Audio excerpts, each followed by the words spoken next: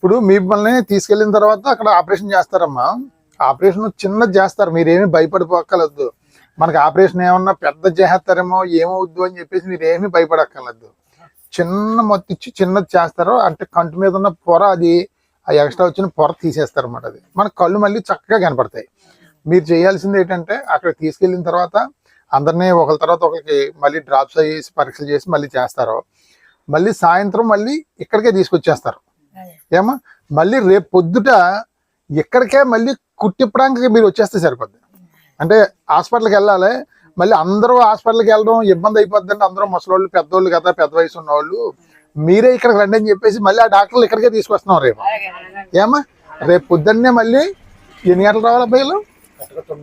9 గంటలకల్లా మీరు టిఫిన్ చేసి ఇప్పుడు ఎక్కడైతే మనకి డాక్టర్లు వచ్చి చూసారో ఇక్కడికే గౌరీశంకర్ ఫంక్షన్ హాల్ దగ్గరికి వచ్చేస్తే మొత్తం అందరికీ కుట్టిప్పుతారు. మళ్ళీ నేను కూడా రేపు మళ్ళీ వస్తాను ఇక్కడికి. 9 గంటలకల్లా వచ్చి అందరికీ దగ్గర ఉండి కుట్లిప్పుతారు. ఏమా నేను మళ్ళీ మధ్యాహ్నం వస్తాను అక్కడికి. మీరు అక్కడికి ఇవన్నీ టెస్ట్లు అవి చేసి డ్రాప్లు అవి చేసిన తర్వాత నేను వస్తాను. ఆపరేషన్ చేసేటప్పుడు కూడా నేను దగ్గర ఉంటాను. మీరందరూ ధైర్యంగా ఉండండి, ఎవరో టెన్షన్ పడద్దు, ఫ్రీగా ఉండండి. అందరికి కూడా చక్కగా ఆపరేషన్ జరుగుద్ది. ఏమా? ఓకే అమ్మా, జాగ్రత్త అమ్మా. ఓకే అమ్మా, ఓకే అమ్మా. తర్వాత అక్కడే ఇస్తారు అబ్బాయి జోడు. ఎక్కడ ఇస్తారా? నల్లకాల జోడు ఇవాళ ఇచ్చేస్తారా? ఇవాళ అక్కడే ఇచ్చేస్తారమ్మా.